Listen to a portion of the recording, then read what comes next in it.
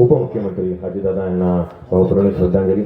या ठिकाणी उपस्थित व्यासपीठ लोकनेते देवदत्तजी निकम साहेब, त्याचप्रमाणे तालुक्याचे अध्यक्ष धोंडीभाऊ शेठ भोर असतील, सुरेश भाऊ जिल्हाध्यक्ष सुरेशभाऊ भोर असतील, त्याचप्रमाणे किशोर शेठ उंडे, सचिन भाऊ बांगर, महादेव शेठ कारभारी भोर, धनंजय भोर, त्यामुळे विशाल वापरे, हे सर्वच वेळ या ठिकाणी सन्मान या ठिकाणी उपस्थित आहेत. आमचे मार्गदर्शक आमचे सासरे मनोज शेठ शेळके, गणेशजी यादव हे या ठिकाणी उपस्थित आहेत. आज या ठिकाणी आपण जिल्हा परिषद आणि पंचायत समितीच्या निवडणुका ज्या होऊ घातल्या त्या संदर्भामध्ये आपण ही पहिली सभा या ठिकाणी कांडोली गावामध्ये घेतो. आज हा जो काही आमचा राजकीय वाटचाल सुरू झालेली आहे, म्हणजे सगळ्यांनाही माहितीच असेल. म्हणजे आज ह्या ज्या काही निवडणुका झाल्या, म्हणजे माझ्याबद्दल थोडी माहिती द्यायची म्हटली तरी बऱ्यापैकी लोकांना केतन वाघ हा व्यक्ती माहीत नव्हता. पण माझी जी काही वाटचाल सुरू झाली, जी मंचर बाजार समितीच्या निवडणुकीपासून सुरू झाली. माझं हे काही योगदान होतं ते रांजणीपुरतं मर्यादित होतं. तिथल्या ग्रामपंचायत असतील, तिथल्या ज्या काही निवडणुका असतील त्यामध्ये नक्कीच माझं सहकार्याचं आमचं पूर्ण आमच्या घराचं त्या ठिकाणी योगदान होतं. पण ज्यावेळेस ज्या काही घडामोडी घडल्या मंचर बाजार समितीमध्ये, त्यावेळेस साहेबांचा निकम साहेबांचा माझा त्यावेळेस त्यांचा संपर्क झाला. ते म्हटले की केतन आपल्याला या ठिकाणी साथीची गरज आहे. अगदी निस्वार्थीपणे साहेबांना त्यावेळी शब्द दिला की साहेब तुम्ही काळजी करू नका, ठामपणे तुमच्या मागे आम्ही पाठीशी आहे. त्यावेळी निकम साहेबांच्या पाठीमागे कोणाचाही ताकद, कोणाचाही हात, कोणाचाही सपोर्ट त्या ठिकाणी नव्हता. कारण अचानक घडलेल्या घडामोडी होत्या. साहेबांना नाकारलेलं जे संचालक पदाचं जे काही उमेदवारी असेल त्यामध्ये साहेबांनी बिनविरोध म्हणतोय अपक्ष म्हणून मरलेला फॉर्म असेल आणि त्या ठिकाणी जी ताकद उभी केली ती ताकद खरंच आपल्याला फळाला ठरली. अगदी खांद्याला खांदा लावून साहेबांच्या मागे उभं राहिलो. 3 नंबरची जे काही मतदान म्हणजे जेवढं मताधिक्य होतं ते आपल्याला त्या ठिकाणी मिळेल आणि साहेब मंचर बाजार समितीमध्ये संचालक म्हणून त्या ठिकाणी निवडून गेले. त्याचनंतर काही कालावधीनंतर लोकसभेच्या निवडणुका आल्या. निवडणुकीच्या माध्यमातून त्यावेळेस अजूनही त्या ठिकाणी पुढे जोर देता आला. बाजार समितीच्या निवडणुकीमध्ये बऱ्याच लोकांशी संबंध आला, त्या तालुक्यामध्ये आला. त्यावेळेस राजनीचं नेतृत्व आज महादेव बाबूराव भोर आमचे कारभारी त्यांच्या नेतृत्वाखाली आम्ही एकत्र या ठिकाणी लोकसभेला पुढे आम्ही गेलो. कारण आमच्याकडे बरेचसे काही लाभार्थी होते ते राजनीमधून आम्हाला सोडून गेले. म्हणजे पवार साहेबांवरची निष्ठा त्या ठिकाणी दिसली नाही, त्यामुळे त्या ठिकाणी सक्रिय नव्हते. अमोलदादा कोल्हे डॉक्टर त्या ठिकाणी उमेदवार म्हणून गेले. राजनीने ते 450चं जवळजवळ लीड त्या ठिकाणी मताधिक्य त्या ठिकाणी दिलं. त्या ठिकाणी सुद्धा युवकांचं जे काही एकजूट आहे त्या ठिकाणी आम्ही दाखवले. त्याच माध्यमातून काही दिवसानंतर जे काही विधानसभा आली. विधानसभेच्या काळामध्ये जवळजवळ 120 गावं आपल्या ज्या मतदारसंघात मध्ये आहे त्या ठिकाणी आज त्या ठिकाणी आम्हाला संपर्क साधता आला. त्या लोकांचा आम्ही जवळ जाऊ शकलो. आज जे काही आपण पाहिलंय, आज विधानसभेला ज्या काही घडामोडी घडल्या, आपली जी मतांची चोरी झाली, जवळजवळ 2900 मतं आपली चोरी गेली आणि आपल्याला अवघ्या 750 मतांची गरज असताना सुद्धा आपल्या समोरचा आलेला विजय हा हिरावून घेतला. तरी सुद्धा जनतेतला आमदार आपल्या समोर बसलाय आणि अजूनही त्या ठिकाणी आपण कुठं माघार घेतलेली नाही. पण आज ज्या काही निवडणुका झाल्या, आज ह्या जे काही आपण ताकद उभी केली, पवार साहेबांवरची निष्ठा सगळ्यांनी जी दाखवली ती निष्ठा आपल्याला कामी आली. मध्ये आता या ज्या काही निवडणुका होऊ घातल्या, म्हणजे आता जिल्हा परिषद आणि पंचायत समिती त्यावेळेस साहेबांनी सांगितलं की केतनराव तुम्हाला या ठिकाणी आपल्याला उमेदवारी तुम्हाला द्यायला लागेल. मी सर्वात पहिल्यांदा सांगितलं की साहेब ज्या ठिकाणी जे जे उमेदवार इच्छुक आहेत त्यांचा आधी पहिला विचार झाला पाहिजे. त्याची काही लोक आहेत की ते स्वतः इच्छुक आहेत की आम्हाला त्या ठिकाणी उमेदवारी मिळेल. कारण स्वार्थ हा माझ्यासाठी खरंच नगण्य आहे. मी कुठेही राजकीय स्वार्थ घेऊन म्हणा, मी म्हणा, आमचं पूर्ण कुटुंबीय म्हणा किंवा प्रियांका असेल कोणी आम्ही या ठिकाणी आलो नाही.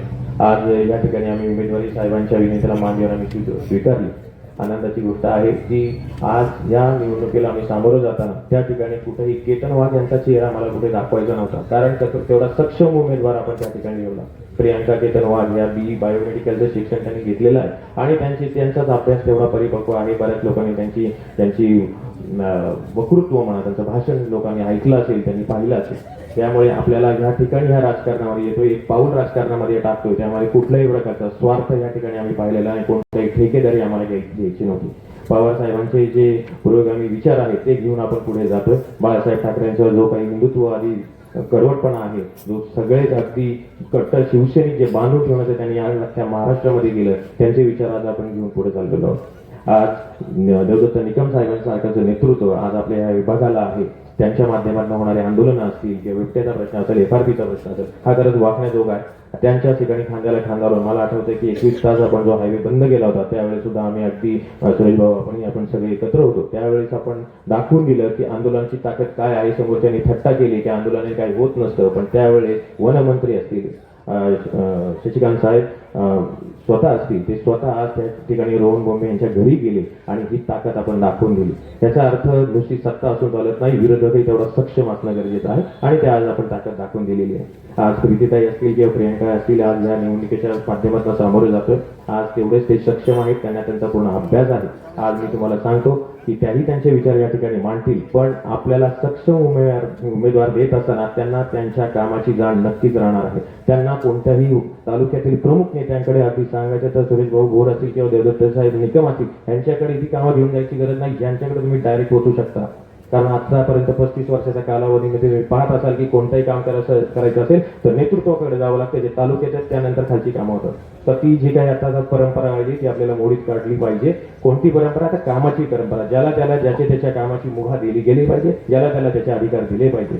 आज आपल्याला आत्ताच्या वक्त्यांनी सांगितलं की आधीचे उमेदवार आहेत ते आज त्या ठिकाणी कुठे दिसले नाही. प्रश्न तो नाही आहे, प्रश्न हा आहे की तुमची इच्छाशक्ती किती महत्वाची आहे. आज तुम्हाला जर का खरंच जनतेचं काम करायचं असेल तर जनतेमध्ये तुम्हाला गेलं पाहिजे. आज सुखदुःखामध्ये सहभागी व्हायचं असेल तर त्यासाठी खूप कष्ट करायची गरज लागत नाही. त्या ठिकाणी फक्त तुमची इच्छाशक्ती पाहिजे. वेळ नाही हा प्रश्न नसतो, हे उत्तर नसतं. तुमची इच्छाशक्ती असेल तर तुम्ही प्रत्येक ठिकाणी कामाला तुम्ही उत्तर देऊ शकता. तुम्ही वेळेत लोकांसाठी मदतीला धावून जाऊ शकता.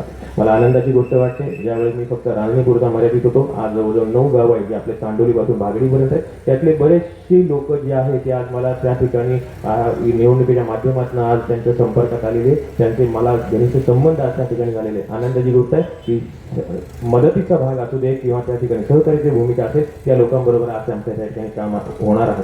आज लोकांमध्ये फिरतोय, गावागावात जातोय. नवीन लोक नक्कीच मान्य करतात की नेतृत्व नवीन पाहिजे. पार्टी जरी कोरी असेल तर त्या ठिकाणी पार्टीवर लिहिण्याचं काम मात्र हे सगळे मतदार करणार आहेत, याचा मला आनंद वाटतो. आणि मला या ठिकाणी सांगावंसं वाटतं की राजकारणात आम्ही का येऊ नये. आज ही तुमची जी काही परंपरा आहे, म्हणजे जे लाभार्थी आहेत त्यांनीच त्या ठिकाणी उमेदवारी घ्यावी, त्यांनीच फक्त इलेक्शन निवडणुका लढवणं, किंवा जे जुने आहेत त्यांनीच त्या निवडणुकीला पुढे का जावं. नव्यांना संधी मिळालीच पाहिजे, त्यांना त्यांचं सिद्ध केलंच पाहिजे, कर्तृत्व त्यांना दाखवताच आलं पाहिजे. तर पुढच्या 5 वर्षामध्ये तो तुमचा प्रश्न असतो की त्यांना परत पुढे न्यायचं की नाही न्यायचं. पण प्रत्येकाला एक सामर्थ्य असतं.